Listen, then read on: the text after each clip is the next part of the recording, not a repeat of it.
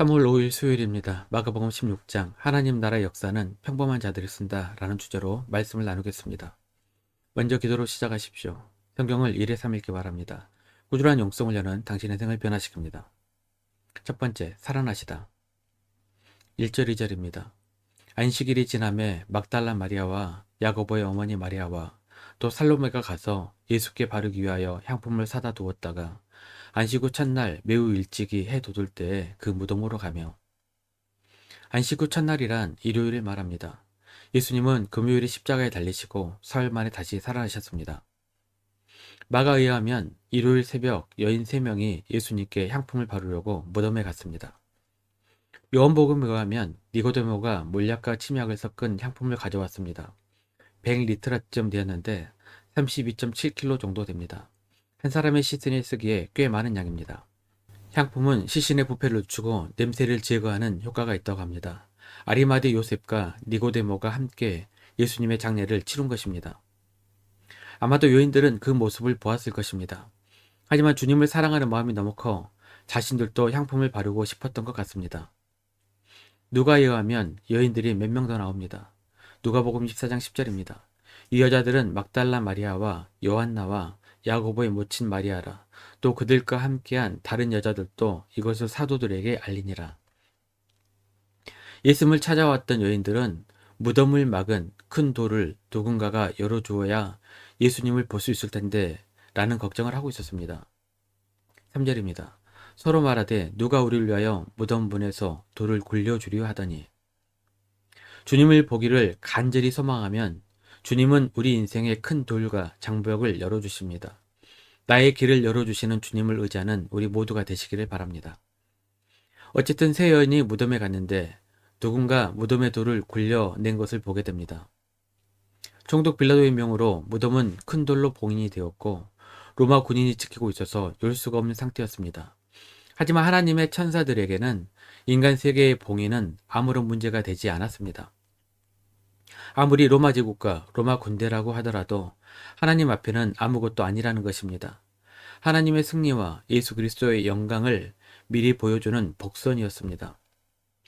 우리의 인생도 마찬가지입니다. 어떤 것에 눌려 봉인되고 막혀 있어도 두려워할 필요가 없습니다. 그 모든 것을 해제할 수 있는 분을 우리가 믿기 때문입니다. 더 강한 자의 뜻대로 되는 것 같지만 결국에는 하나님의 선하신 뜻대로 됩니다. 그러므로 우리가 두려워할 것은 내 길을 가로막는 장벽이 아닙니다. 하나님을 두려워하고 경외해야 합니다. 5절입니다. 무덤에 들어가서 흰옷을 입은 한 청년이 우편에 앉은 것을 보고 놀라매. 여인들은 예수님 무덤 안에서 흰옷을 입은 한 청년, 마태에 의하면 천사를 보고 몹시 두려웠을 것입니다. 그 청년은 여인들을 안심시키고는 예수님이 이미 살아나셨다는 것을 알렸습니다. 6절입니다. 청년이 이르되 놀라지 말라. 너희가 십자가에 못 박히신 나사렛 예수를 찾는구나. 그가 살아나셨고 여기 계시지 아니하니라. 보라 그를 두었던 곳이니라. 그 청년은 가서 주님의 부활의 소식과 갈릴리에서 제자들을 보게 될 것이라는 소식을 알리라고 했습니다. 8절입니다. 여자들이 몹시 놀라 떨며 나와 무덤에서 도망하고 무서워하여 아무에게 아무 말도 하지 못하더라. 새벽이며 아직 어두울 때 여인들이 무덤 속에서 흰옷을 입은 사람을 만났다면 몹시 두려웠을 것입니다. 어두운 밤에 교회 안에 있는 것도 무섭다고 하는 분들이 있는데 무덤 속이면 얼마나 두렵겠습니까? 반면 사랑하는 예수님이 사흘 만에 다시 부활할 것이라는 말을 믿지 못하고 그냥 흘려들었는데 다시 살아나셨다니 놀랍고도 기뻤을 것입니다. 무서움과 큰 기쁨이 교차하며 무덤 밖으로 달려 도망쳤습니다. 마태에 의하면 그 여인들은 도망치는 도중 예수님을 만나게 됩니다. 예수님의 첫마디는 평안하냐였습니다. 주님은 우리 인생에 평안함을 주시는 분입니다. 요한복음 14장 27절입니다. 평안을 너희에게 끼치노니 곧 나의 평안을 너희에게 주노라. 내가 너희에게 주는 것은 세상이 주는 것과 같지 아니하니라. 너희는 마음에 근심하지도 말고 두려워하지도 말라. 어떠한 환경 속에서도 주님이 주시는 평안함을 가지고 근심도 염려도 두려움도 없이 사시기를 축복합니다. 두 번째, 평범한 자가 하나님 나라의 역사를 쓴다. 마태의 증언과는 달리 마가는 예수님께서 막달라 마리아에게만 먼저 보이셨다고 증언합니다. 9절입니다. 예수께서 안식 후 첫날 이른 아침에 살아나신 후 전에 7귀신을 쫓아내어 주신 막달라 마리아에게 먼저 보이시니. 예수님의 십자가 사건과 부활 사건은 예수님 생애 전체에서 가장 중요한 부분입니다. 그 중요한 현장에서 우리가 목격한 사람들은 거의 대부분 여인들입니다. 마치 여인 천하인 것 같습니다. 주님의 사역에 동참하는 사람들을 특징하는 것 같습니다. 중요한 현장에 함께하는 사람들은 그 당시 여인처럼 평범한 사람들입니다. 또한 힘없는 사람들이 주님께 더욱 헌신합니다. 평범하고 힘없지만 이들이 하나님 나라의 역사를 써가는 사람들입니다. 우리도 마찬가지입니다.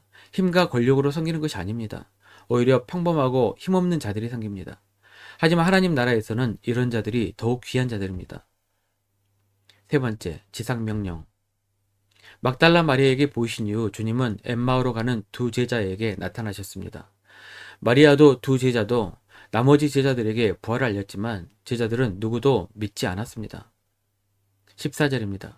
그 후에 11제자가 음식 먹을 때에 예수께서 그들에게 나타나사 그들의 믿음 없는 것과 마음이 안악한 것을 꾸짖으시니 이는 자기가 살아난 것을 본 자들의 말을 믿지 아니함일러라. 직접 보기 전까지 제자들도 부활을 믿지 않았습니다. 죽은 사람이 다시 살아나다니 믿기지 않았을 것입니다. 하지만 예수님의 부활은 역사적 사실이고 많은 사람들이 증인이 되었습니다. 그리고 주님은 제자들에게 복음 전파를 명하셨습니다. 15절입니다. 또 이르시되 너희는 온 천하에 다니며 만민에게 복음을 전파하라. 이 부분은 마태복음에서 더 자세히 기록되어 있습니다.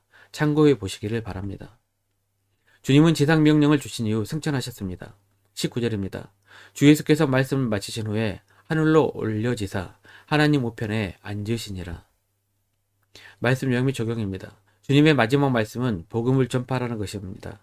주님의 당부처럼 가족부터 시작하여 땅끝까지 주님의 증인이 되시고 전도의 사명을 잘 감당하는 우리 교우들이 되시기를 축복합니다.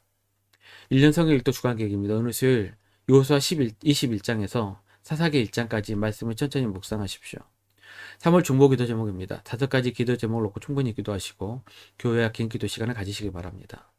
가정에서 기도하시 힘드신 분들은 교회 나오셔서 주중 기도의 시간을 이용하시면 됩니다. 주중 기도는 새벽 6시부터 밤 10시까지입니다. 하루 30분씩 최선을 다하시기 바랍니다. 그러면 여러분의 삶이 변화될 것입니다.